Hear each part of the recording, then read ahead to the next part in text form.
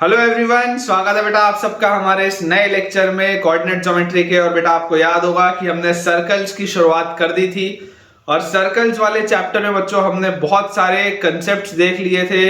पहले तो मैंने आपको सारे थ्योरम्स रिवाइज करवाए थे कि क्लास 9th और 10th में आपने अभी तक कितना पढ़ा है।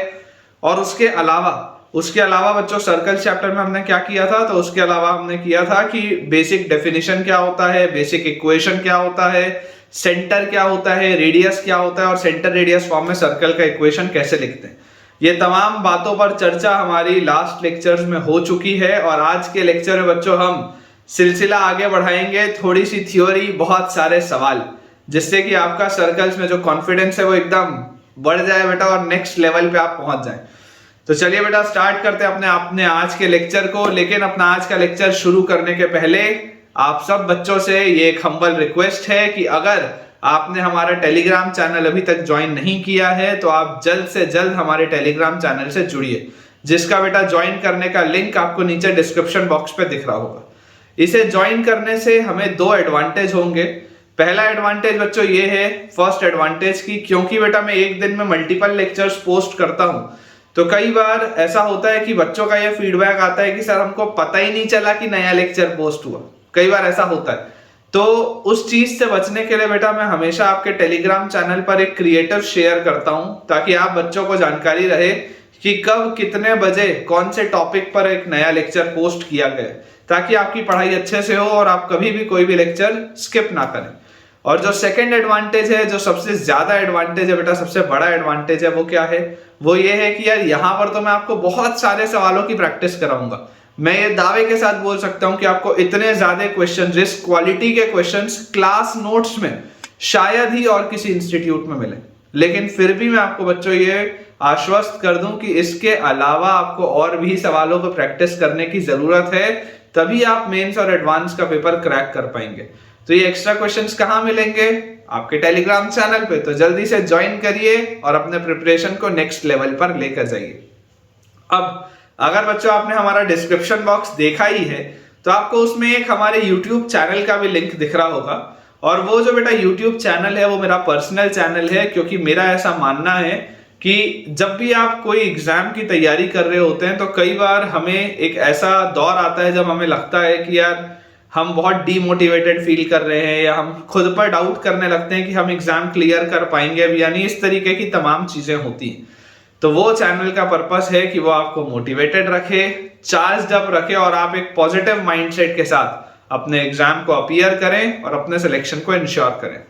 तो चलिए बच्चों अपना आज का लेक्चर अपन स्टार्ट करते हैं। और अगर आपको मेरे पढ़ाने से थोड़ा सा भी बेनिफिट हो रहा है तो जल्दी से इस वीडियो को आप लाइक कर दीजिए। टॉपिक है बेटा आज के लेक्चर का nature of circle. Nature of circle. अब देखिए बच्चों, हमने रेडियस निकाला था, है ना। हमने सर्कल का जो इक्वेशन लिखा था, हमने उसमें रेडियस क्या लिखा था? हमने रेडियस लिखा था √g² plus f² minus c। ये हमारे पास रेडियस आया था, करेक्ट। और मेरे पास जो जनरल इक्वेशन था सर्कल का वो क्या था? x² plus y² plus 2gx plus 2fy plus c equal to 0। ये था मेरे पास general equation, x² plus y² plus 2gx plus 2fy plus c equal to 0, जिसमें रेडियस क्या होता है? √g² plus f² minus c। और जो सेंटर होता है, सेंटर के कोऑर्डिनेट्स बच्चों हमारे पास आते हैं -g, -f। ये हमने चीजें देखी थी। अब अगर हम बेटा ऑलरेडी ये चीज पढ़ चुके हैं तो यार यहां से आप देखिए, इतने में मैंने लास्ट लेक्चर अपना एंड किया था इस पॉइंट पे, और मैंने आपको एक दो सवाल कराए थे इस पे। नेचर ऑफ सर्कल क्या बोलता है कि देखिए, अगर आपका सर्कल पॉजिटिव है, मतलब अगर आपका सर्कल एग्जिस्ट करता है, रियल सर्कल है, तो ये जो g² plus f² minus c है, इसको ग्रेटर देन 0 होना पड़ेगा। अगर आपका बेटा रियल में सर्कल एग्जिस्ट करता है तो उसका रेडियस होगा ना कुछ। इसका मतलब अगर g² plus f² minus c positive आ रहा है तो दिस मींस क्या होता है बेटा कि there is a real circle with finite radius. कुछ ना कुछ अच्छा इसका रेडियस भी होगा और ये एक रियल सर्कल होगा, real circle with finite radius. ठीक है, ये आपका आ जाता है किसमें? जब g² plus f² minus c greater than 0, क्योंकि अंडर रूट के अंदर पॉजिटिव क्वांटिटी आनी चाहिए। सिमिलरली बच्चों, अगर मान लो आपके पास कंडीशन आ जाए, ये तो हो गया पहला कंडीशन। सेकंड, अगर आपके पास कंडीशन आ जाए कि g square plus f square minus c की वैल्यू अगर मान लो इक्वल टू 0 है, तो g square plus f square minus c equal to 0 मतलब क्या हो जाता है, सर्कल तो अभी भी रियल है, रियल सर्कल है अभी भी, लेकिन अब इसका बेटा रेडियस कुछ भी नहीं है, अब इसका रेडियस कुछ भी नहीं है, तो real circle with zero radius. और इस ऐसे वाले सर्कल को अपन और क्या बोलते हैं, this is also called point circle. मैंने आपको जब बेटा मैं पेयर ऑफ स्ट्रेट लाइन पढ़ा रहा था उसमें ही मैंने आपको बताया था कि ऐसे वाले सर्कल को हम बोलते हैं पॉइंट सर्कल, कि अगर ये g square plus f square minus c की वैल्यू 0 हो गई तो इस पूरे की वैल्यू 0 मतलब क्या हो जाएगा, इस पूरे की वैल्यू 0 मतलब हो जाएगा कि आपके पास पॉइंट सर्कल है, ठीक है, रेडियस आपके पास आ जाता है 0। और अगर बच्चों ये पॉइंट सर्कल मेरे पास आ गया तो थर्ड अपने पास अब केस बचता है when g square plus f square minus c is less than 0। अगर मान लो g square plus f square minus c 0 से छोटा हो गया तो क्या सर्कल कभी भी एग्जिस्ट करेगा, क्या रेडियस तो आएगा ही नहीं कभी भी, क्योंकि अंडर रूट के अंदर आपके पास क्या हो गया, नेगेटिव साइन हो गया। तो आप यहां पर बोल सकते हैं we have an imaginary circle, we have an imaginary circle, ठीक है, हमारा जो सर्कल होगा वो इमेजिनरी होगा। तो हमारे लिए जो जरूरी चीज है, हमारे लिए बेटा जरूरी चीज है फर्स्ट वाला पॉइंट और सेकंड वाला पॉइंट, थर्ड वाला पॉइंट नहीं आता।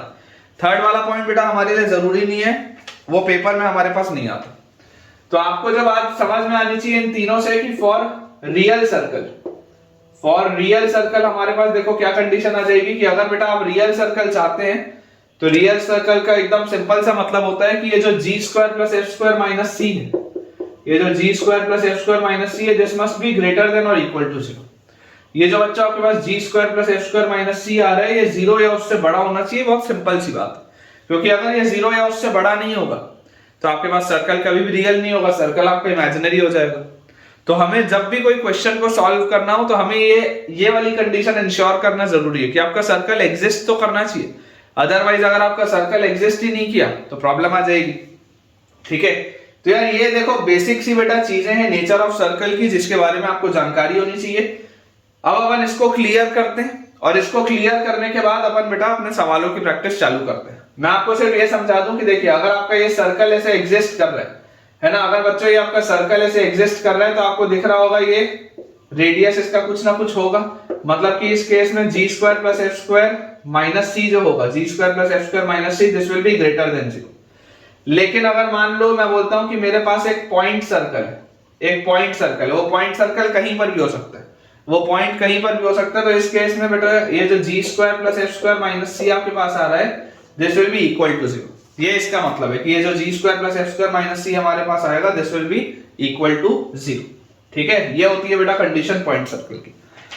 तो चलिए बेटा अपन कुछ सवालों की प्रैक्टिस चालू करते हैं। बहुत सारे अपने पास इसमें आज क्वेश्चन नोट है।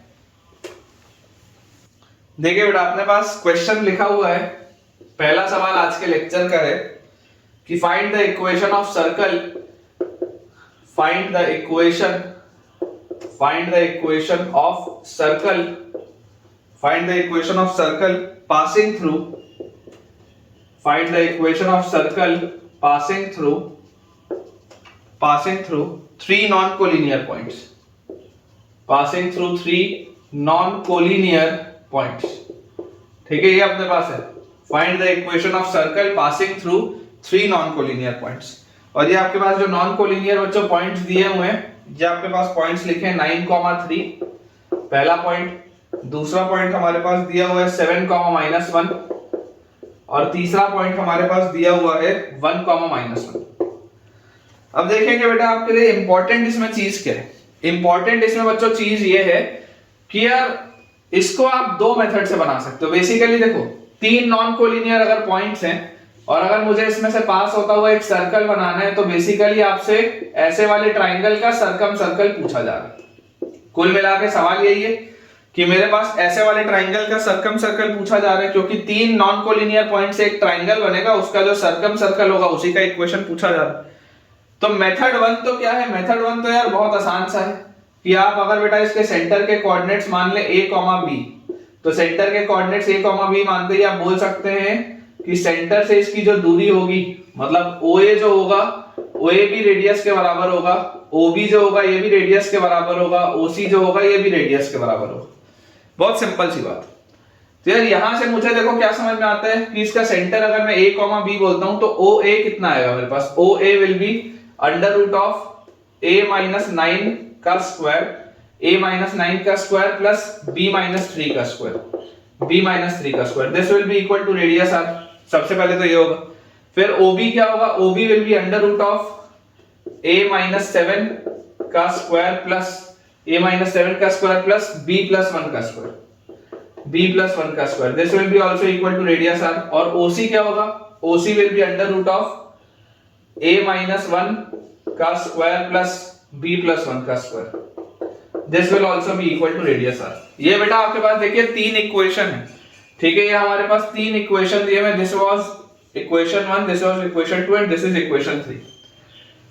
अब अगर मैं ध्यान से देखूं बेटा, अगर मैं बोल दूं कि यार इक्वेशन 1 और इक्वेशन 2 सेम होना चाहिए LHS दोनों का, क्योंकि दोनों में देखो आप राइट साइड में r है तो LHS सेम होना चाहिए। तो अगर आप LHS को बच्चों सेम करोगे तो आपके पास यहां से आ जाएगा a माइनस 9 का स्क्वायर प्लस b माइनस 3 का स्क्वायर, दोनों साइड स्क्वायर कर सकते हैं ना, is equal to a minus 7 का स्क्वायर प्लस b प्लस 1 का स्क्वायर, ये हमारे पास आ जाएगा।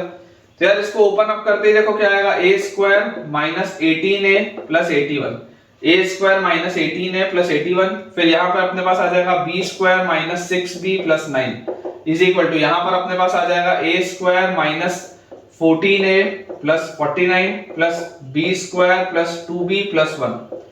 अब देखेंगे बच्चों ध्यान से, a स्क्वायर से a स्क्वायर, b स्क्वायर से b स्क्वायर, यार ये तो कैंसिल आउट हो रहा है, बचा क्या मेरे पास। अगर मैं पूरी चीज को राइट साइड में लेके आऊं तो राइट साइड में देखो यहाँ माइनस 18 है, इधर आ जाएगा तो 18 माइनस 14 इज 4 है, उसके बाद माइनस 6 भी इधर आएगा तो प्लस 6 भी, तो प्लस 6 और 2 इज 8b।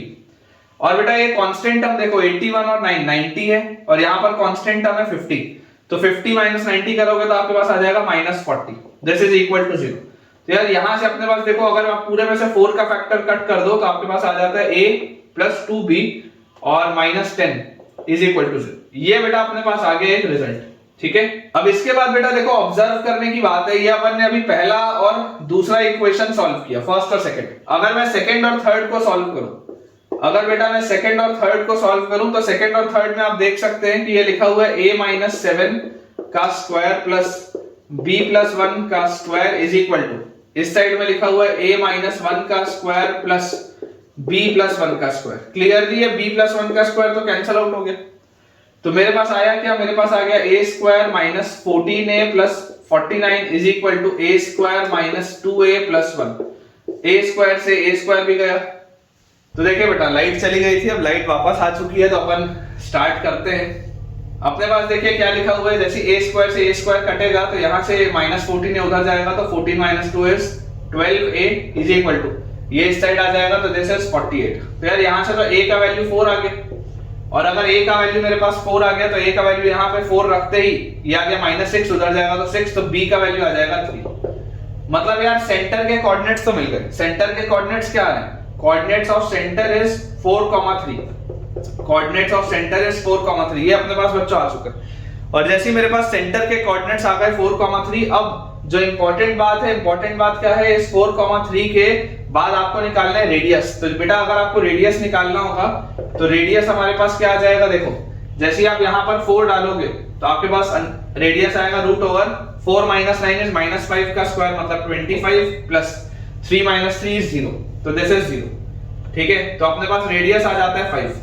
तो यार सेंटर मेरे पास है, रेडियस मेरे पास है, तो equation of circle in centre radius form is x minus 4 का स्क्वायर प्लस y माइनस 3 का square is equal to radius का स्क्वायर इज 25। ये आएगा यार आंसर, ठीक है। फाइनल आंसर बच्चों ये अपने पास आ जाएगा, एक बार क्रॉस चेक मैं भी कर लेता हूं। सेंटर मेरे पास 4,3 आ गया, बिल्कुल सही है, और रेडियस बेटा मेरे पास 5 आ गया, बिल्कुल सही है। Equation of circle is x minus 4 का whole square plus y minus 3 का होल स्क्वायर इक्वल टू 25, बिल्कुल करेक्ट है बेटा।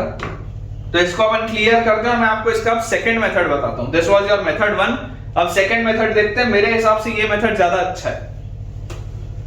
देखिए बच्चों, अगर हम इसका मेथड 2 समझने की कोशिश करें तो मेथड 2 यार ये बोलता है कि मुझे पता है इक्वेशन ऑफ सर्कल क्या होता है। जनरल इक्वेशन ऑफ सर्कल बेटा मेरे पास आता है general equation of a circle. क्या होता है जनरल इक्वेशन? जनरल इक्वेशन होता है x square plus Y square plus 2gx plus 2fy plus c equal to 0। This is your general equation. अब अगर बच्चों ये जनरल इक्वेशन आता है मेरे पास सर्कल का, तो यार यहाँ पर आपको नंबर ऑफ वेरिएबल कितने दिख रहे हैं, g, f and c, 3 variable दिख रहे हैं। मैं आपको बोलता हूँ आप एक एक करके पॉइंट्स रख दो ना।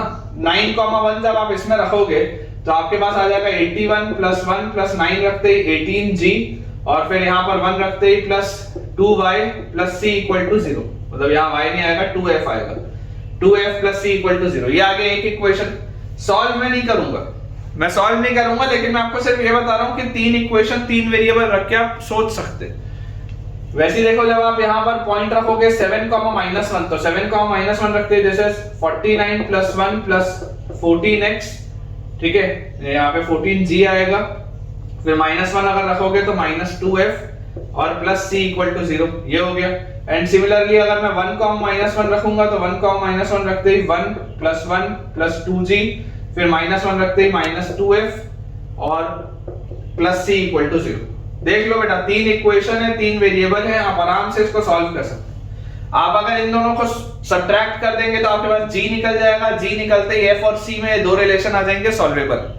ठीक है, तो आपके लिए मैं होमवर्क के रूप में छोड़ रहा हूं कि आप ऐसा करें, आप इसे एक बार खुद से सॉल्व करें, और जो मैंने आपको मेथड 1 से आंसर निकाल के दिखाया है उसमें मुझे टैली करके बताएं कि दोनों मेथड से आपके पास बच्चों सेम आंसर आता है या नहीं आता।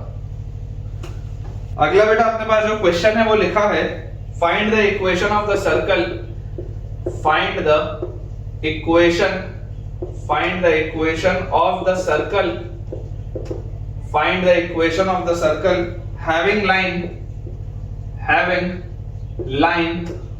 having line 2x minus 3y, having line 2x minus 3y equal to 5 and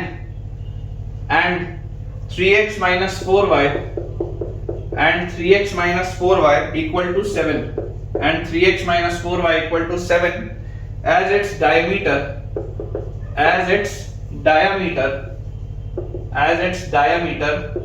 oblique, diameter के बदले नॉर्मल भी इसमें लिख सकते हैं, as its diameter oblique normal oblique longest chord। तीनों का मतलब सेम है। क्यों तीनों का मतलब सेम है, अभी इसको सवाल को अपन सॉल्व करेंगे तो बताऊंगा। कुछ भी इन तीनों में से लिखा हो, सॉल्व आपको सेम तरीके से करना है। having its as its diameter या नॉर्मल या longest chord and whose area is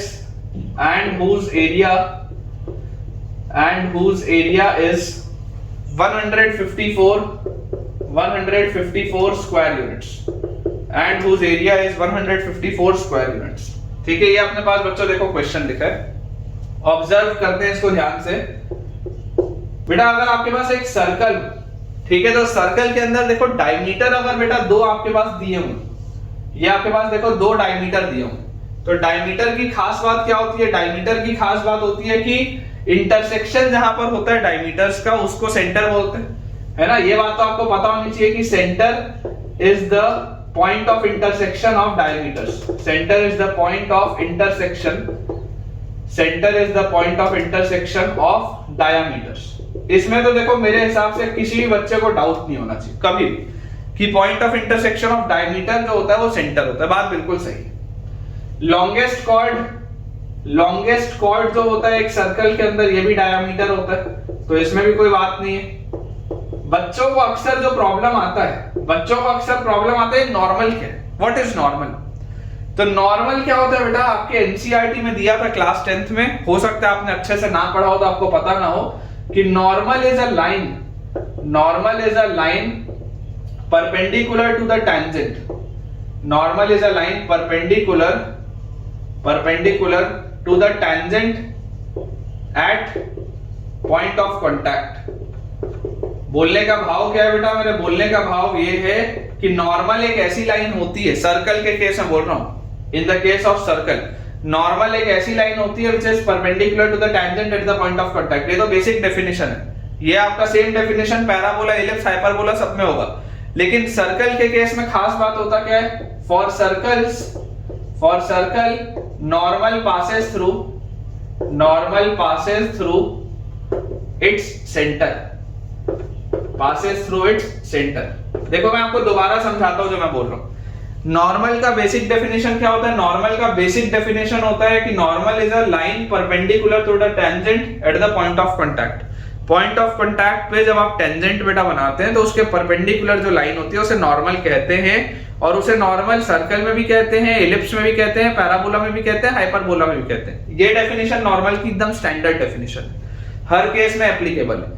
लेकिन सर्कल्स के लिए खास बात क्या होती है? सर्कल्स के लिए खास बात ये होती है कि जो नॉर्मल लाइन होती है ये सेंटर से पास होती है। देखो, अगर आप यहाँ पर टेंजेंट ड्रॉ करते हो तो टेंजेंट और ये जो बेटा लाइन होगी नॉर्मल, ये इसके परपेंडिकुलर होगी, और ये जो परपेंडिकुलर लाइन आती कहां से? ये आती सेंटर से, ये निकल के।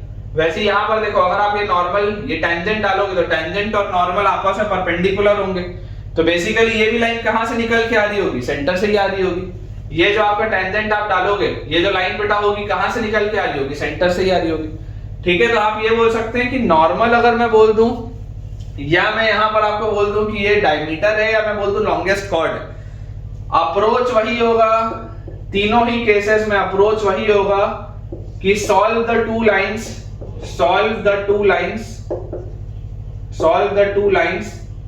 To obtain the coordinates, solve the two lines to obtain the coordinates of center। Approach वही होगा कि सेंटर को निकालने के लिए आप दोनों लाइंस को सॉल्व करें। तो जैसे बेटा आप दोनों लाइंस को सॉल्व करेंगे, आपके पास आ जाएगा 2x - 3y = 5। तो यार यहां से मेरे पास 3y की वैल्यू आ जाती है 2x - 5, और y की वैल्यू आ जाती है 2x - 5/3, ये आ जाती है y की वैल्यू।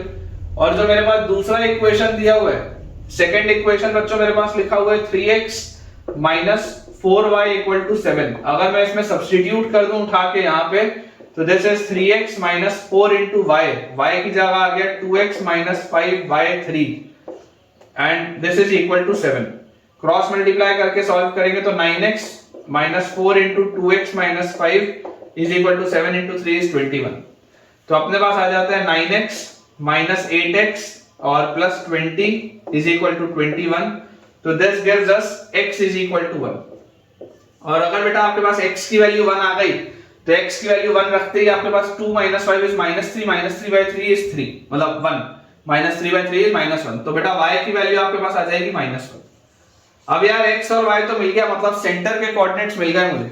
सेंटर के कोऑर्डिनेट्स क्या है? सेंटर के कोऑर्डिनेट्स है 1, -1, ये आ गया। रेडियस के लिए आपको देखो ये बोला गया कि इसका एरिया है 154।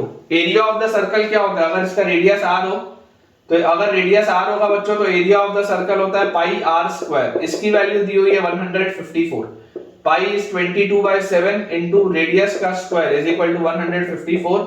22 × 7 होता है बेटा 154। सोच के देखो, 22 × 7, 20 × 7 होता है 140, 2 × 7 होता है 14, 154 आ जाएगा। तो r² की वैल्यू आ रही है 7² के बराबर, मतलब रेडियस आ जाएगा 7।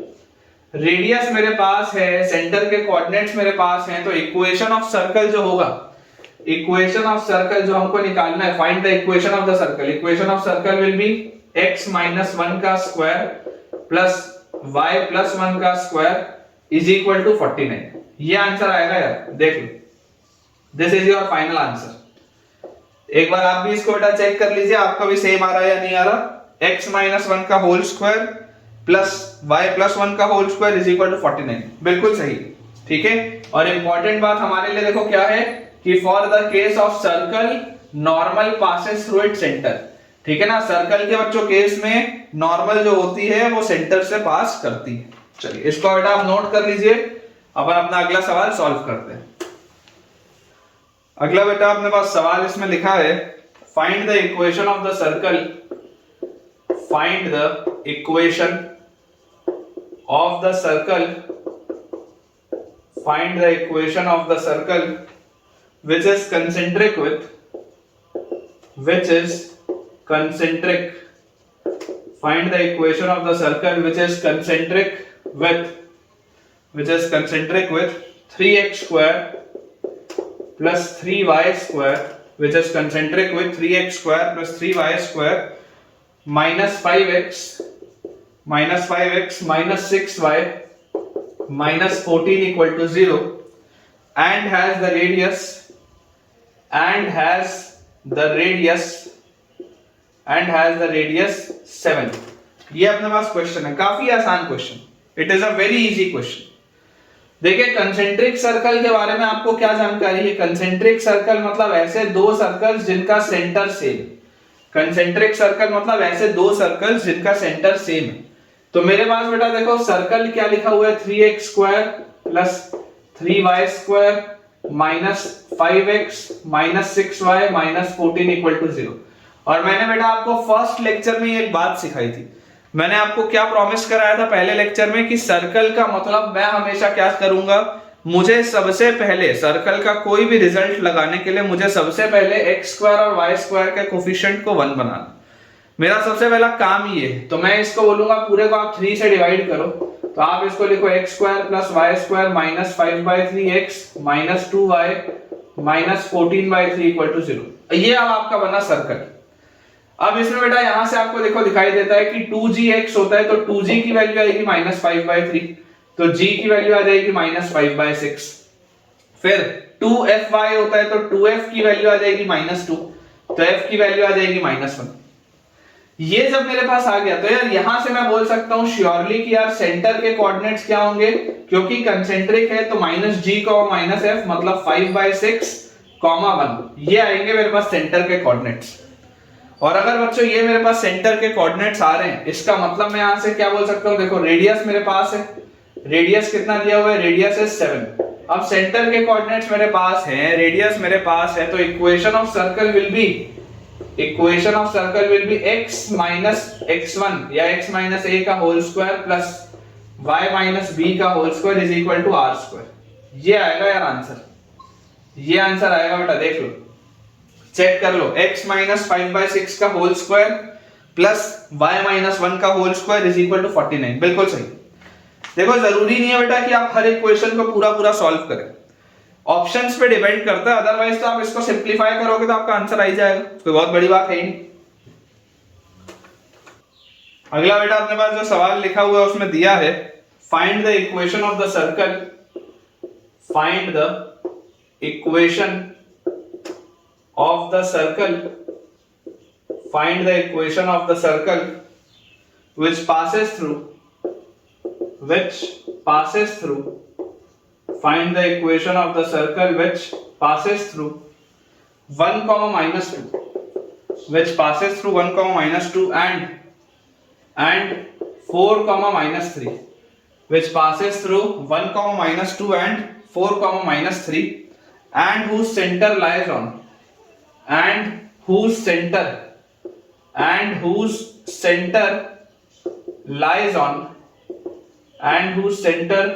lies on the line, and whose center lies on the line 3x plus 4y equal to 7। ये अपने पास बच्चों सवाल, find the equation of the circle which passes through 1 comma minus 2 and 4 comma minus 3 and whose center lies on the line 3x plus 4y equal to 7। अब देखिए बेटा ध्यान से अगर आप इसको समझने की कोशिश करेंगे तो आपको यहां से देखो क्या चीज दिखाई देती है, आपको यहां से बच्चों ये दिखाई देता है कि यार एक सर्कल है जो इन 2 पॉइंट से पास हो रहा है। तो अगर ये मैं एक सर्कल बनाऊं तो ये 2 पॉइंट से पास होता हुआ मुझे दिख रहा है। कौन से 2 पॉइंट से? एक है 1 comma minus 2 और दूसरा है 4 comma minus 3। इन 2 पॉइंट से ये मेरा सर्कल पास हो रहा है, बिल्कुल सही बात।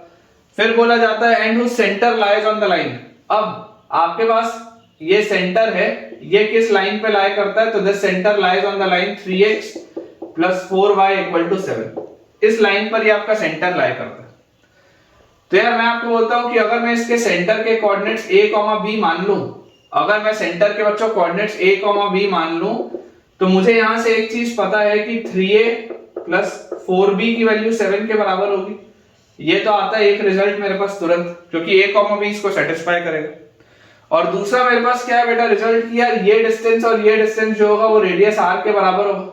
ये दोनों डिस्टेंस अगर रेडियस r के बराबर होगा तो इसका मतलब क्या है, इसका मतलब ये है बेटा कि a माइनस 1 का whole square plus b minus b plus 2 का होल स्क्वायर, ये भी r स्क्वायर के बराबर होगा। और a माइनस 4 का whole square plus b plus 3 का होल स्क्वायर, ये भी मेरे पास r स्क्वायर के बराबर होगा। इसका मतलब देखो अगर इनके आरएचएस सेम है तो इनके एलएचएस भी सेम होंगे। तो यहां से आप बोल सकते हैं कि a-1 का होल स्क्वायर प्लस b+2 का whole square is equal to a-4 का होल स्क्वायर प्लस b+3 का होल स्क्वायर। तो यार ये सॉल्व होने पे आ जाता है a square minus 2a plus 1 plus b square plus 4b plus 4 is equal to a square minus 8a plus 16 और plus b square plus 6b plus 9। तो यार यहां से मेरे पास देखो ये a स्क्वायर से a स्क्वायर, ये b स्क्वायर से b स्क्वायर, इतना तो कैंसिल आउट हो गया। और यहां से अपने पास अब फाइनली अगर हम ध्यान से इसको देखें तो यार हमारे पास आ जाता है, अगर मैं सबको एलएचएस में लेके जाऊं तो एलएचएस में लेके जाते ही -8 उधर गया तो 8a माइनस 2a 6 है। उसके बाद 4b है इधर, 6b उधर जाएगा तो -2b, और कांस्टेंट टर्म में 1 और 4 5 है, और यहां पर 16 और 9 25 है, उधर जाएगा तो -20। This is equal to 0। ये आ रहा है अपने पास। पूरे में से 2 का फैक्टर बेटा कॉमन है तो this is 3a minus b minus 10, 3a minus b minus 10 is equal to 0। तो यार मुझे यहां से बच्चों देखो 3a का वैल्यू क्या मिल गया, b प्लस 10, 3a का वैल्यू मिल गया b प्लस 10। अगर मैं इसको उठा के वहां रख दूं तो मेरे पास आ जाएगा b plus 10 plus 4b is equal to 7, मतलब 5b इज इक्वल टू -3, और यहां से b का वैल्यू आ गया -3/5। ठीक है, b का वैल्यू जैसे -3/5 आएगा यहाँ पे -3/5, और इसको आप लिख सकते हो क्या, 10 को 50/5, तो 50/5 -3/5 कितना हो जाएगा 47/5, और 47/15 a का वैल्यू बेटा आ जाएगा आपके पास 47/15। थोड़ा बेकार सा आंसर आ रहा है लेकिन कांट हेल्प यही आएगा। ठीक है, देख लो, जैसे ही b का वैल्यू -3/5 आएगा यहाँ पर आप -3/5 लिखेंगे, एलसीएम लेंगे तो 50 - 3 इज 47/5, और ये आ जाएगा आपके पास 47/15। अब बेटा यहाँ से अगर हमको रेडियस इसका निकालना हो तो रेडियस हमारे पास कितना आ जाएगा, रेडियस हमारे पास आ जाएगा, यहां से हम निकाल सकते हैं, तो radius will be equal to under root of a-1 का स्क्वायर। तो a कितना था 47/15, तो 47/15 -1 का स्क्वायर, a-1 का स्क्वायर प्लस b+2 का स्क्वायर, तो b इज -3/5, तो -3/5 प्लस 2 का स्क्वायर। तो रेडियस यहां से अपने पास आ जाता है अंडर रूट ऑफ 47 - 15, 47 में से 5 गया तो 42 और 32। ठीक है, 32/15 का स्क्वायर, 32/15 का स्क्वायर, और प्लस यहां पर देखो 5 × 2 10, 10 - 3 7, 7/5, 7/5 का स्क्वायर। तो यार इसको अगर हम बच्चों थोड़ा सा सिंपलीफाई करें तो आप तो सबसे पहले ऐसा करो, एलसीएम आपको यहां पर देखो क्या दिखाई दे रहा है, एलसीएम आपको इसको अगर आप 15 बना लो तो मैं बोलता हूं 3 से मल्टीप्लाई कर दो। तो ये जो 7/5 लिखा है ना, 3 से अगर आप मल्टीप्लाई करोगे तो आप इसको लिख लो 21/15, ऐसा लिख लो, इससे थोड़ी सी आपको आसानी होगी। ठीक है, तो इसके बाद बेटा अगर अपन यहां पर इसको देखें तो 32 का स्क्वायर, 32 का स्क्वायर मतलब 32 होता है 2 की पावर 5, तो 2 की पावर 5 और उसका स्क्वायर मतलब 2 की पावर 10, मतलब दिस इज 1024, प्लस 21 का स्क्वायर होता है 441, और अपॉन 15 का स्क्वायर होता है 225, इस पूरे का रूट है। तो यहां से अपने पास नीचे तो 15 बाहर आ जाएगा, और ऊपर आपके पास देखो क्या लिखा हुआ है 1024 और 1, तो 1025, 1025 के बाद 40, तो 1065 और 1465, अंडर रूट ऑफ 1465 ये आएगा यार आपके पास। मेरे हिसाब से तो बेटा ये चीज आपके पास आएगी 1465, ये आपका रेडियस है, दिस इज योर रेडियस। तो फाइनल जो इक्वेशन ऑफ द सर्कल आएगा यहां पर अपन लिख लेते हैं equation of the circle, this will be x minus a का होल स्क्वायर, मतलब x माइनस 47/15 का whole square plus y minus b का होल स्क्वायर, मतलब y प्लस 3/5 का whole square is equal to radius का स्क्वायर। रेडियस का बेटा अगर आप स्क्वायर करेंगे तो answer will be 1465 divided by 225, ये आ जाएगा बेटा equation of the circle. This is your final answer. थोड़ा सा लंबा आंसर है, थोड़ा सा बेकार आंसर है, बट आएगा ये। ठीक है, इसको अगर आप सिंपलीफाई करेंगे ना, इसको अगर आप सिंपलीफाई करेंगे तो मैं जो सिंपलीफाइड रिजल्ट है वो आपके लिए लिख देता हूं, आप क्रॉस चेक करके देख के मुझे बता दीजिएगा कि वही चीज आ रही है या नहीं। सिंपलीफाइड रिजल्ट मेरे पास लिखा हुआ है 15 times x square plus y square, 15 times x square plus y square minus 94x plus 18y, minus 94x plus 18y, ठीक है, प्लस 18y और प्लस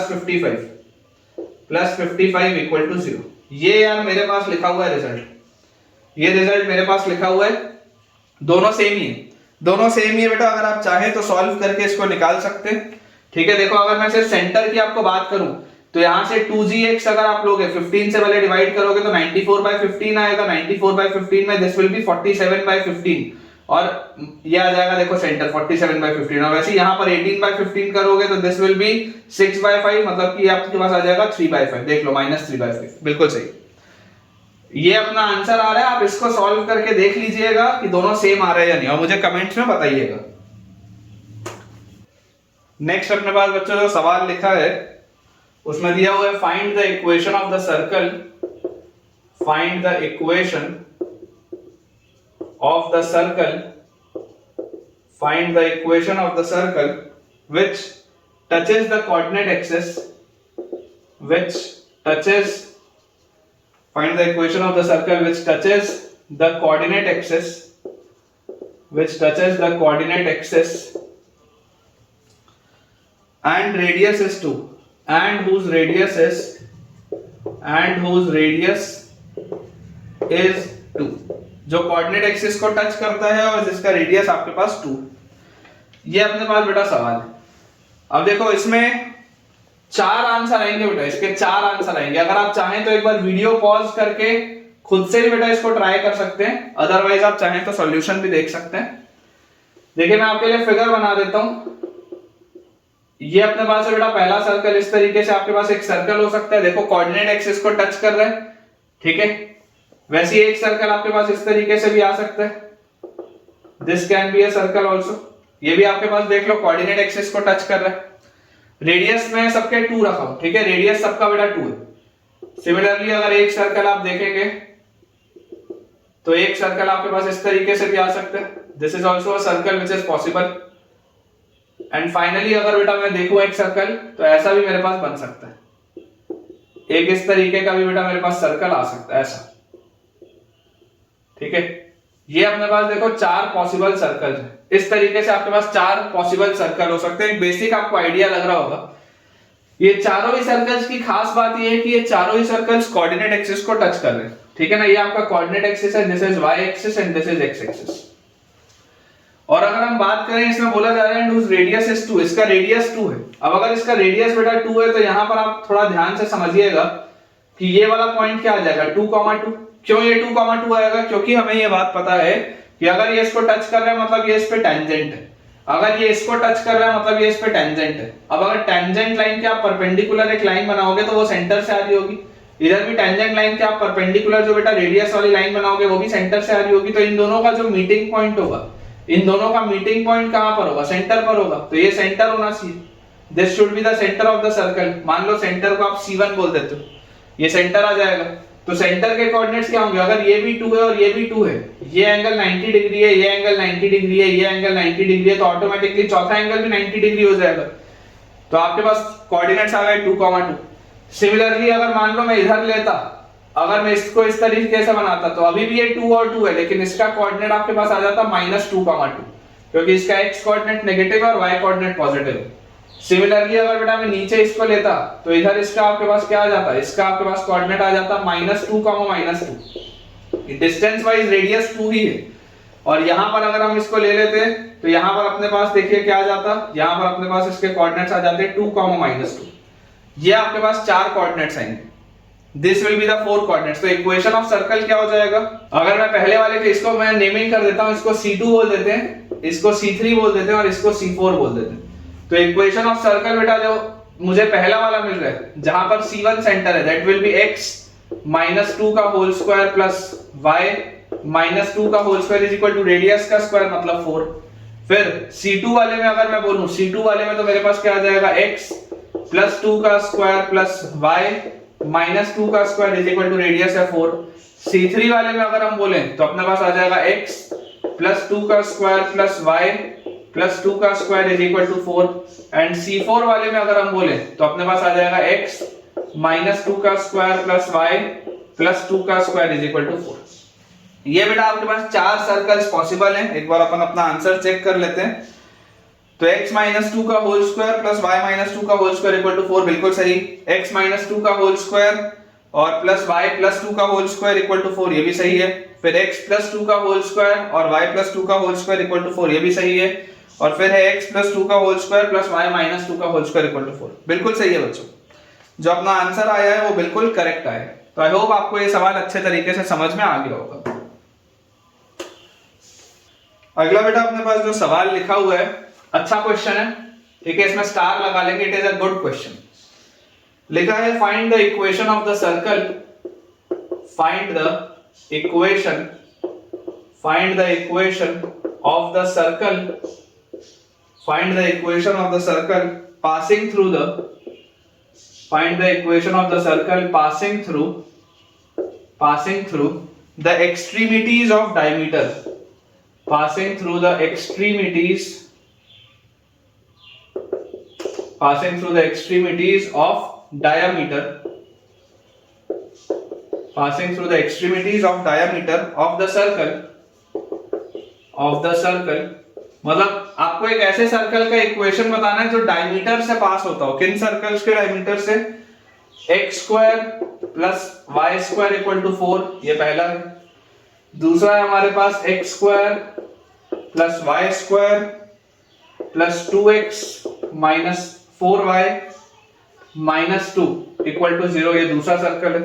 और तीसरा हमारे पास दिया हुआ है बेटा x square plus Y square minus 6x minus 8y plus 10 equal to 0। ये यार अपने पास तीन ऐसे लिखे हुए हैं सर्कल, ठीक है। Find the equation of the circle passing through the extremities of diameter of the circle, ये इन तीनों के डायमीटर से पास होने वाला आपको सर्कल बताना है। मतलब कि इसका फिगर किस तरीके का होगा मैं आपको समझा देता हूं। मान लीजिए ये आपका रिक्वायर्ड सर्कल है, लेट अस से ये आपका रिक्वायर्ड सर्कल है, तो हमें इसमें ये बोला जा रहा है कि एक ऐसा आपके पास सर्कल है, एक आपके पास ऐसा सर्कल है और एक आपके पास ऐसा सर्कल। ये तीन सर्कल आपको दिए हुए। मान लेते हैं ये सर्कल है S1, मान लेते हैं ये सर्कल है S2, मान लेते हैं ये सर्कल है S3। जनरली जैसे लाइंस को आप L1, L2, L3 से रिप्रेजेंट करते हैं, सर्कल को हम S1, S2, S3 से रिप्रेजेंट करते हैं, ठीक है, सर्कल को। तो अगर ये मेरे पास बच्चों दिया हुआ है तो यार यहां से देखो आपको क्या बोला जा रहा है, अगर ये S1 है, ये S2 है और ये S3 है, तो इनके डायमीटर से पास होने वाला सर्कल आपको बताना है, इनके डायमीटर से, ठीक है ना। इनके डायमीटर से अगर ये सर्कल पास हो रहा है तो आपको बताना है, ठीक है। अब इसमें खास बात क्या है, अगर ये इनके डायमीटर से पास हो रहा है, अगर बेटा ये वाला सर्कल इनके डायमीटर के एंड पॉइंट से पास हो रहा है, मतलब इसका सेंटर सर्कल का, ये वाले सर्कल का सेंटर यहां पर कहीं पर होगा, वैसे ये वाले सर्कल का सेंटर यहां पर कहीं पर होगा, वैसे ये वाले सर्कल का सेंटर यहां पर कहीं पर होगा। ये बात आपको आती है समझ में, क्योंकि ये इनके डायमीटर से पास हो रहा है ना। Find the equation of the circle, find the equation of the circle passing through the extremities of diameter, जो कि डायमीटर के एंड पॉइंट से पास होता है। इन तीनों सर्कल के डायमीटर के एंड पॉइंट से जो आपका सर्कल पास होता है, डायमीटर के एंड पॉइंट से, तो डायमीटर का मिडिल पॉइंट जो होगा वो सेंटर होगा। मैं आपको बोलता हूं बेटा कि आप सर्कल अगर S1 है, तो सर्कल अगर ये S1 है तो S1 का सेंटर क्या होगा, इसका सेंटर आपके पास आएगा, देखो यहां लिख देता हूं मैं, S1 जो सर्कल है, S1 वाले सर्कल का सेंटर आपके पास आएगा 0,0 और रेडियस आपके पास कितना आएगा, रेडियस आपके पास इसका आएगा 2। क्लियरली दिखाई दे रहा है x square plus Y square equal to r square. ये वो स्पेशल वाला केस है बेटा जो मैं आपको पहले या दूसरे लेक्चर में बताया था कि जब सर्कल का सेंटर ओरिजिन पे होता है तो आपके पास x square plus Y square equal to 4 लिखा हुआ है ना। इसको आप कैसे लिख सकते हो, x माइनस 0 का whole square plus y minus 0 का whole square is equal to 2 का स्क्वायर, ऐसा इसको लिख सकते हैं ना अपन।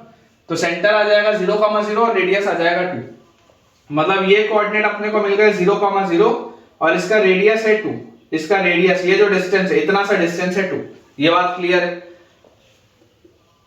और ये रिक्वायर्ड सर्कल का सेंटर है मेरे पास। अब इसके बाद मुझे देखो, अगर मैं बात करूं S2 की, तो S2 की बेटा अगर मैं बात करूंगा तो इसका सेंटर कहां है, अगर आप इसके बेटा सेंटर की बात करेंगे तो सेंटर आपको इसका मिल जाएगा 2gx। अगर आप बोलोगे तो g आ जाएगा 1, देखो 2gx अगर आप बोलोगे तो g की वैल्यू 1 आएगी, अगर g की वैल्यू 1 आएगी तो -g मतलब -1, और 2fy बोलोगे तो f की वैल्यू आएगी -2, अगर f की वैल्यू -2 आएगी तो -f की वैल्यू आएगी 2, तो इसका सेंटर आएगा -1,2 पे। और इसका रेडियस क्या होगा, इसका रेडियस होगा √g square plus f square minus c की वैल्यू -2 है तो -c मतलब +2। तो यार इसका रेडियस तो आ रहा है √7, इसका रेडियस मेरे पास कितना आ रहा है, √7 आ जा रहा है। सर्कल S2 के मतलब आपको देखो ये जो डिस्टेंस है ये आपके पास आ गया √7 रेडियस का, और इसके कोऑर्डिनेट आपके पास आ गए -1,2। ठीक है, कोऑर्डिनेट हमारे पास आ जाएंगे बच्चों इसके -1,2 और रेडियस आ जाएगा इसका √7। और सिमिलरली अगर हम सर्कल S3 की बात करें तो S3 सर्कल में हमको यहाँ पर देखो क्या दिखाई देता है कि इसका सेंटर क्या है। इसका सेंटर अगर आप 2gx लोगे तो g की वैल्यू -3 आएगी, मतलब -g विल बी 3, और 2f मतलब f की वैल्यू -4 आएगी तो -f विल बी 4। तो इसका सेंटर आएगा 3,4 और radius will B √g² + f² और -c मतलब -10। तो 9 और 16 is 25 - 10 is 15, तो ये आ जाएगा √15। तो इसका बेटा ये जो डिस्टेंस है दिस इज √15 और इसके सेंटर के कोऑर्डिनेट्स अपने पास आ जाएंगे 3,4। तो यहां से बेटा अब जो मैं ज्योमेट्री करने वाला हूं उसको बहुत ध्यान से आप समझिएगा कि अगर मैं सेंटर से एक एक लाइन मिला दूं, सेंटर से बेटा अगर मैं यहां से ऐसे एक एक आपके पास लाइन मिला दूं, ये जो है ये वाला पॉइंट आपके सर्कल का सेंटर है O, जो आपका रिक्वायर्ड सर्कल है ना उसका सेंटर O है। और यहां से अब अगर मैं इसके रेडियस को भी मिला दूं इस तरीके से, डॉटेड लाइन से मैं इनके रेडियस को भी इससे ज्वाइन कर दूं, है ना, डॉटेड लाइन से बेटा मैं इनके रेडियस को भी इससे ज्वाइन कर दूं, तो मुझे क्या पता है, मुझे ये बात पता है कि यार देखो ये वाला जो लाइन है ये वाला लाइन इसके परपेंडिकुलर होगा। क्यों परपेंडिकुलर होगा? क्योंकि आप इसके बेसिकली देखो ये वाला जो डायमीटर है, ये जो छोटा सा बेटा ये मैंने डायमीटर बनाया है वो इस सर्कल के लिए कॉर्ड का काम कर रहा है। ये जो बड़ा वाला सर्कल है ना, बड़े वाले सर्कल के लिए एक छोटा सा कॉर्ड है। तो अगर ये एक छोटा सा कॉर्ड है और कॉर्ड के मिडिल पॉइंट को जब आप सेंटर से ज्वाइन करेंगे तो ये इसको बाइसेक्ट करेगा, मतलब कि अगर ये 2 होगा तो ये भी 2 होगा, तो ये इसके परपेंडिकुलर होगा। ये बात आनी चाहिए समझ में। इसीलिए मैंने वो सारे थ्योरम आपको बताए थे 9th 10th वाले, क्योंकि ये सब में कंफ्यूजन होता है बच्चे को। वैसे यहां देखो ये जो छोटा सा मैंने ये बनाया ये वाला लाइन सेगमेंट, ये वाला लाइन सेगमेंट ये छोटे सर्कल के लिए डायमीटर है, लेकिन ये बड़े सर्कल के लिए तो एक छोटा सा कॉर्ड है, और इस कॉर्ड के मिडिल पॉइंट को आप इससे ज्वाइन कर रहे हो, मतलब कि इसको बाइसेक्ट करेगा और इसके परपेंडिकुलर होगा। तो ये √7 है तो ये भी √7 होगा। सिमिलरली ये भी छोटा सा एक कॉर्ड होगा, तो कॉर्ड अगर होगा तो ये इसके परपेंडिकुलर होगा, क्योंकि मिडिल पॉइंट से ज्वाइन हो रहा है, तो ये √15 होगा और ये इसके परपेंडिकुलर हो जाएगा। अपन ऐसा करते हैं बेटा, अपन अपने रिक्वायर्ड सर्कल के सेंटर को मान लेते हैं a, b। अपन बेटा अपने रिक्वायर्ड सर्कल के सेंटर को मान लेते हैं a, b। तो जैसे आप इसको a, b मानोगे आपके पास क्या क्या आ जाएगा रिजल्ट। पहला रिजल्ट आपके पास अगर आप ध्यान से देखें तो आपको दिखाई देता है कि यार ये वाला डिस्टेंस 2 है, इसका जो रेडियस है, इसका रेडियस आपके पास कितना आ रहा है। देखो इसका रेडियस बेटा आपके पास सर्कल का जो रेडियस है इसको आप मान लो r। ये जो आपका बड़ा सर्कल है ना, बड़े वाले सर्कल का आप रेडियस मान लो r, तो ये r है, तो ये भी r होगा, ये भी r होगा, जो डॉटेड लाइन मैंने बनाई है। तो अगर मैं पाइथागोरस थ्योरम की बात करूं, सबसे पहले मैं ये वाले ट्राइंगल में, ये जो ऊपर वाला ट्राइंगल है इतना, सिर्फ इतना सा हिस्सा, इतने से हिस्से में अगर बेटा मैं पाइथागोरस थ्योरम लगाऊं तो पाइथागोरस थ्योरम क्या बोलता है, इतने का स्क्वायर प्लस 2 का square will be equal to r का स्क्वायर। तो ये वाला जो डिस्टेंस है ये क्या होगा, दिस विल बी a - 0 का स्क्वायर प्लस b - 0 का स्क्वायर। ये डिस्टेंस फॉर्मूला लगा रहा हूं, इस साइड का स्क्वायर तो ये रूट हट जाएगा, इस साइड का स्क्वायर प्लस 2 का स्क्वायर, 2 का square is 4 is equal to radius का स्क्वायर। ये आ गया पहला रिलेशन। देख लो आप ध्यान से, पाइथागोरस लगाया हूं, ये डिस्टेंस फॉर्मूला लगाया, डिस्टेंस फॉर्मूला का जैसे आप स्क्वायर करोगे तो रूट वाला साइन हट जाएगा, तो ये का स्क्वायर प्लस 2 का square is equal to r का स्क्वायर। वैसे ये वाले ट्राइंगल में जब आप डिस्टेंस फॉर्मूला लगा के पाइथागोरस थ्योरम लगाओगे तो आपके पास आ जाएगा a + 1 का स्क्वायर, a + 1 का स्क्वायर प्लस b - 2 का स्क्वायर, a + 1 का स्क्वायर प्लस b - 2 का स्क्वायर, और प्लस ये वाला जो साइड है इसका स्क्वायर करोगे तो plus 7 is equal to r square. ये आ गया दूसरा रिलेशन। और तीसरा रिलेशन हमारे पास यहां से, अगर मैं ये वाले ट्राइंगल पे बोलूं तो डिस्टेंस फॉर्मूला से मेरे पास आ जाएगा a - 3 का स्क्वायर प्लस a - 3 का स्क्वायर प्लस b - 4 का स्क्वायर, a - 3 का स्क्वायर प्लस b - 4 का स्क्वायर, ये वाला डिस्टेंस प्लस इसका स्क्वायर, तो plus 15 is equal to r का स्क्वायर। देख लो बेटा आपके पास 3 इक्वेशन है और 3 वेरिएबल, बहुत सिंपल से 3 इक्वेशन 3 वेरिएबल लिखे हुए हैं जिसको अब अपने को सॉल्व करना है। तो बच्चों अगर मैं इसमें LHS को कंपेयर करूं, है ना, this is equation first, this is equation second and this is equation third, तो आप 1 और 2 को अगर सॉल्व करेंगे, अच्छा सवाल है इसलिए मैंने पहले स्टार लगा लिया था। 1 और 2 को अगर मैं सॉल्व करूंगा तो मेरे पास लिखा हुआ है a square plus b square plus 4, a square plus b square plus 4 is equal to, इसका LHS क्या आ जाएगा, इसको जब आप सॉल्व करेंगे तो आपके पास आएगा a square plus 2a plus 1 यहां से फिर plus b square minus 4b plus 4 और प्लस 7।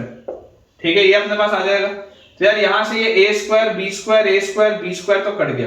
पूरे को अगर मैं राइट साइड में रहने दूं तो मेरे पास आ जाता है 2a minus 4b, 2a minus 4b, ये प्लस 4 भी कटा, तो 2a माइनस 4b और plus 8, this is equal to 0। 2 का अगर हम फैक्टर काट दें तो a minus 2b plus 4 equal to 0। This is your first relation. ये आपका बच्चों आ जाता है पहला रिलेशन।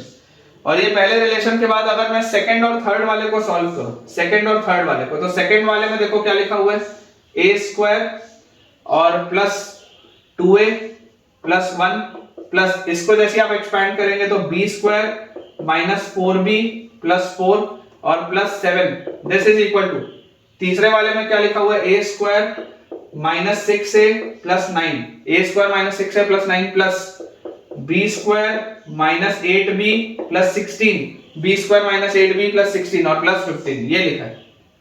ठीक है, ये अपने पास बच्चों चीज लिखी। अब इसको अगर मैं सॉल्व करूं तो मुझे दिखता है a स्क्वायर से a स्क्वायर, b स्क्वायर से b स्क्वायर, यार ये तो कट गया।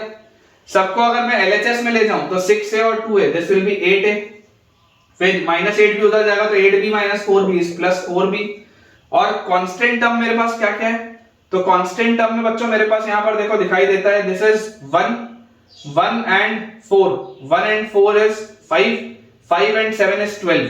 ठीक है, यहां पर 12 लिखा हुआ है प्लस 12, और यहां पर क्या लिखा है 9 और 16, 9 और 16 हो जाता है 25 और 15 हो जाता है 40, तो उधर जाएगा तो माइनस 40, तो 12 माइनस 40 मतलब दिस इज माइनस 28।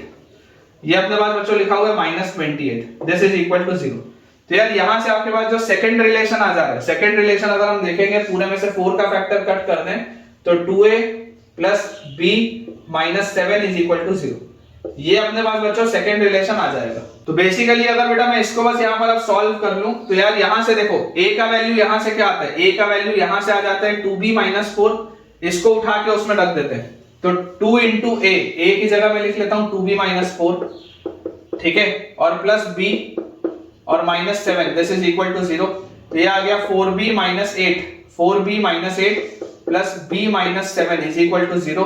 तो ये अपने पास आ जाता है 5b इज इक्वल टू 15 और b की वैल्यू आ जाती है 3।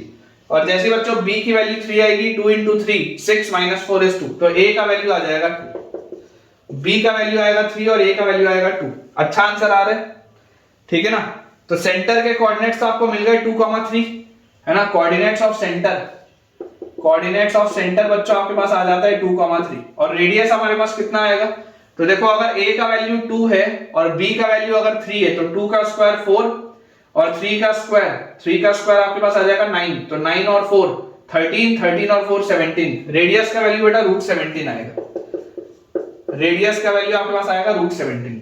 तो फाइनली अगर मुझे अपना आंसर लिखना हो, क्योंकि मुझे इक्वेशन ऑफ सर्कल बोला जा रहा है, तो equation of circle will be x minus a का स्क्वायर मतलब x माइनस 2 का square plus y minus b का स्क्वायर मतलब y माइनस 3 का square is equal to radius का स्क्वायर, रेडियस का स्क्वायर मतलब 17, रेडियस का स्क्वायर मतलब 17। ये आंसर आएगा यार, चेक कर लो बच्चों, ठीक है, इसको चेक कर लो, देख लो।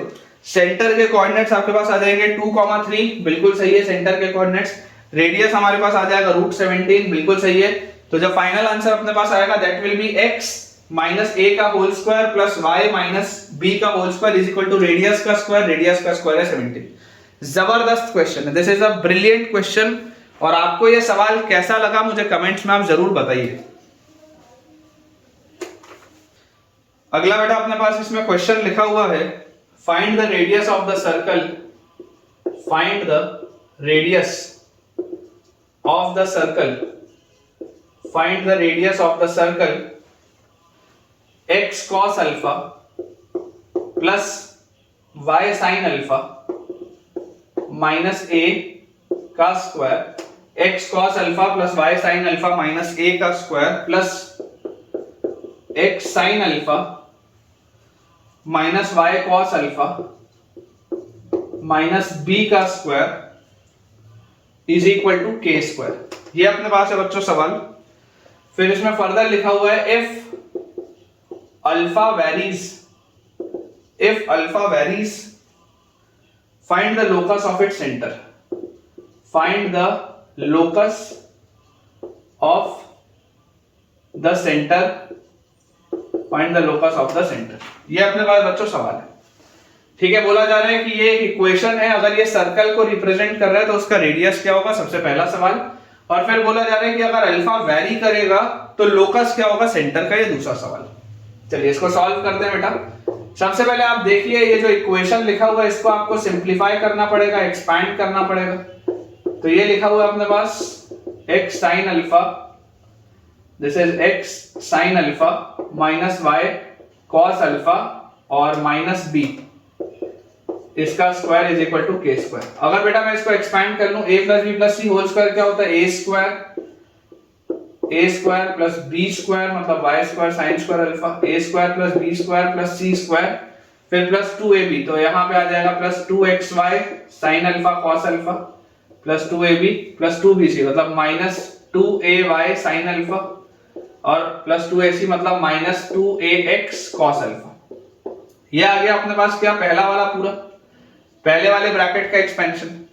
उसके बाद दूसरा ब्रैकेट मेरे पास क्या लिखा हुआ है, देखो x sin अल्फा मतलब a plus b plus c whole square मतलब a स्क्वायर मतलब x square sin square alpha plus इसका स्क्वायर मतलब y square cos square alpha plus c square मतलब प्लस b स्क्वायर और फिर minus 2xy sin alpha cos alpha और फिर plus 2by cos alpha and finally minus 2bx sin alpha.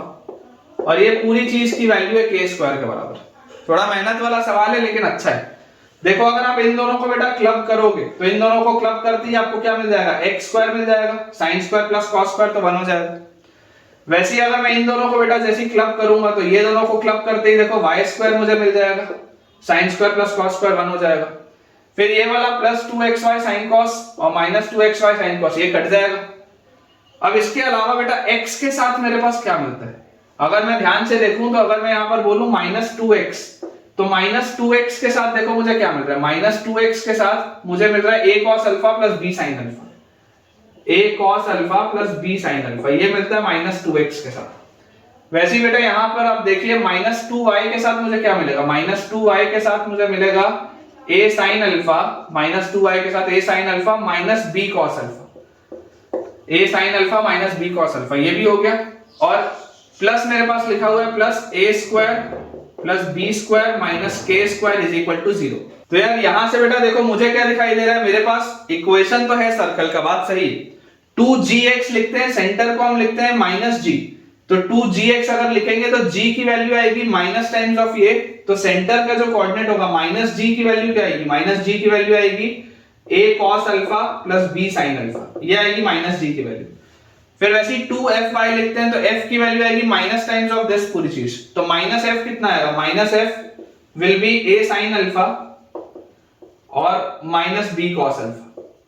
और constant term मेरे पास क्या है, कांस्टेंट टर्म बच्चों c की जगह मेरे पास लिखा हुआ है a square plus b square minus k square ये लिखा हुआ। सबसे पहला है फाइंड द रेडियस, रेडियस क्या होगा इसका, radius of the circle will be root over g square, g square मतलब इसका स्क्वायर जब आप करेंगे तो a square cos square alpha, सबसे पहले स्क्वायर अगर कर रहे हैं तो a square cos square alpha plus b square sin square alpha और plus 2ab sin alpha cos alpha, sin alpha cos alpha, तो g square plus f square जैसे आप बेटा करेंगे तो आपके पास आ जाएगा इसका स्क्वायर में a square sin square alpha और plus b square cos square alpha, a square sin square alpha plus b square cos square alpha और माइनस 2ab, थोड़ा सा रूट को अपन ऐसा चौड़ा कर लेते हैं, minus 2ab sin alpha cos alpha ये आ गया। g square plus f square minus c करोगे तो minus a square minus b square plus k square ये अपने पास आएगा पूरा। तो फाइनली बेटा अगर आप ध्यान से इसको देखें तो आपको दिखाई देता है ये 2ab sin alpha cos alpha और minus 2ab sin alpha cos alpha ये तो कट गया। बच्चों अब इसको देखो ये a square cos square alpha लिखा है और ये लिखा हुआ है a square sin square alpha, जैसे ही आप दोनों को ऐड करोगे तो दोनों को ऐड करते ही a स्क्वायर कॉमन निकलेगा, sin square plus cos square 1 हो जाएगा और ये वाला a स्क्वायर और ये वाला माइनस a स्क्वायर कट जाएगा। वैसे ही यहां पर अगर आप देखेंगे तो b square sin square alpha और ये वाला b square cos square alpha दोनों ऐड होगा तो b स्क्वायर बनाएगा क्योंकि sin square plus cos square 1 हो जाएगा। लेकिन ये वाला पूरा बी स्क्वायर और ये वाला माइनस बी स्क्वायर भी कट जाएगा। तो कुल मिला के रेडियस आ क्या रहा है, रेडियस आपके पास आ रहा है अंडर रूट ऑफ के स्क्वायर, सिर्फ यही बचा, बाकी सब कट गया। तो रेडियस की वैल्यू अपने पास आ जाती है मॉड के, ठीक है, रेडियस की वैल्यू बच्चों अपने पास आ जाती है मॉड के। ये तो हो गया रेडियस। अब आपको बोला जा रहा है if alpha varies then find the locus of the centre. अब अगर आपको सेंटर का बेटा लोकस बताना है तो बेसिकली जिसका आपको लोकस बताना होता है उसके कोऑर्डिनेट्स को आप क्या बोलते हैं, h, k बोलते हैं। अभी ये वाले k से कंफ्यूज मत करना, या तो मैं इसका ऐसा बोल देता हूं कैपिटल H, कैपिटल K, ऐसा लिख देता हूं। ये स्मॉल k था, ये कैपिटल K, कंफ्यूज नहीं होना। तो अगर आप लोकस की बात करें तो this will B capital H and this will B capital K, यही आएगा आपके पास लोकस के लिए। तो यार यहां से बेटा आप ध्यान से देखो सोच के कि अगर आप इसको सॉल्व करना चाहते हैं, अगर आप इन दोनों को स्क्वायर करके ऐड कर दें, स्क्वायर करके ऐड कर दें, स्क्वायर एंड ऐड, तो स्क्वायर एंड ऐड बेटा आपके पास क्या हो जाएगा, h स्क्वायर, कैपिटल H का स्क्वायर प्लस कैपिटल K का स्क्वायर। ये स्मॉल k नहीं ना, ये कैपिटल K, ये कैपिटल K, कंफ्यूज नहीं होना है। h का स्क्वायर प्लस k का स्क्वायर, जैसे आप स्क्वायर करेंगे तो आपके पास आ जाएगा a square cos square alpha plus b square sin square alpha और plus 2ab sin alpha cos alpha, और नीचे वाले को स्क्वायर करोगे तो आपके पास आ जाएगा plus a square sin square alpha plus b square cos square alpha और minus 2ab sin alpha cos alpha. तो यार यहां से तो ये पूरी चीज कैंसिल आउट हो गई, तो मेरे पास फाइनली क्या आ जा रहा है answer, x square plus y square is equal to a square plus b square. ये दोनों जुड़ के a स्क्वायर, ये दोनों जुड़ के b स्क्वायर, ये आएगा यार लोकस इसका।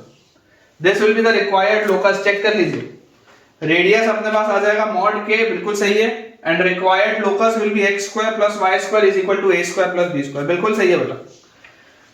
अच्छा सवाल था ये भी। चलिए एक अपन ऐसा करते हैं, लास्ट क्वेश्चन करते हैं, फिर आज का लेक्चर एंड करेंगे। सो बेटा आज के लेक्चर का जो लास्ट क्वेश्चन हमारे पास दिया है उसमें लिखा है the radii of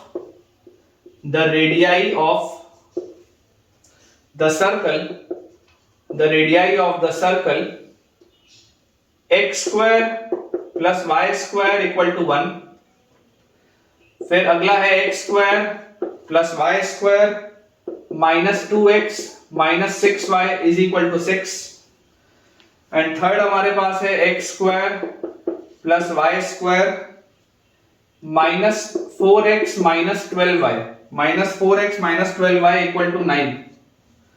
R in पहला ऑप्शन है AP, सेकेंड ऑप्शन अपने पास बच्चों दिया हुआ है GP, थर्ड ऑप्शन है HP और फोर्थ ऑप्शन है नन। ठीक है, लास्ट क्वेश्चन है आज के लेक्चर का। तो अगर बेटा ये मेरे पास क्वेश्चन है तो देखिए बहुत आसान सा सवाल है, it is a very easy question. यहां से आपके पास देखो सेंटर आ जाएगा 0,0 पहले वाले का और रेडियस आ जाएगा 1, इसमें तो कोई डाउट नहीं है।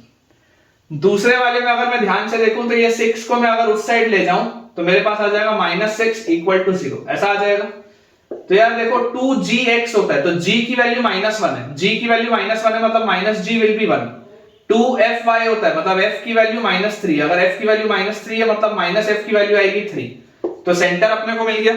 सेंटर का हालांकि काम नहीं है लेकिन क्यों लिख रहा हूं, क्योंकि रेडियस निकालना है, और इसका रेडियस मेरे पास आ जाएगा √g square plus f square minus c मतलब माइनस ऑफ -6 मतलब +6। तो ये देखो कितना आ गया, 9 और 6 15, 15 और 1 16, 16 का √4। एंड फाइनली लास्ट वाले में देखो यहां पर 9 है, उधर ले जाओगे तो -9 इक्वल टू 0। तो 2gx, g की वैल्यू आएगी -2, अगर g की वैल्यू -2 आएगी तो -g will be 2। 2fy, f की वैल्यू आएगी -6 मतलब -f की वैल्यू आएगी 6, और रेडियस यहां से आ जाएगा √g square plus f square मतलब क्या आ जाएगा 36 और -c, तो -c मतलब माइनस ऑफ -9 मतलब +9। तो बेटा ये आपके पास कितना आ गया 36 और 9 45, 45 और 4 इज 49, 49 का रूट इज 7। तो यार इनका रेडियस क्या आ रहा है, रेडियस लिखा है 1 4 7। यार ये तो अरिथमेटिक प्रोग्रेशन है, सिंपल सा अरिथमेटिक प्रोग्रेशन है बेटा, and this will be your final answer. तो ठीक है बच्चों, विद दिस हम अपने आज के लेक्चर के एंड पे पहुंच चुके हैं और मुझे पूरी उम्मीद है कि आपको आज का लेक्चर बहुत बढ़िया तरीके से समझ में आया होगा। तो अगर बच्चों आपको आज के लेक्चर में थोड़ा सा भी फायदा हुआ है और कुछ चीज आपको आज न्यू मिली है सीखने के लिए, तो मुझे कमेंट्स में बताइए कि आपने आज मुझसे क्या क्या नया सीखा। जो जो आंसर्स मैंने आपको वेरीफाई करके बोला था कि मुझे कमेंट्स में बताइएगा कि वही आ रहा है या नहीं, वो भी जरूर शेयर करें। और अगर आज का वीडियो अच्छा लगा है तो वीडियो को लाइक करें, चैनल को सब्सक्राइब करें और दोस्तों के साथ इस चैनल को रेफर भी करें ताकि उनकी पढ़ाई भी बहुत बढ़िया तरीके से हो पाए। Thank you.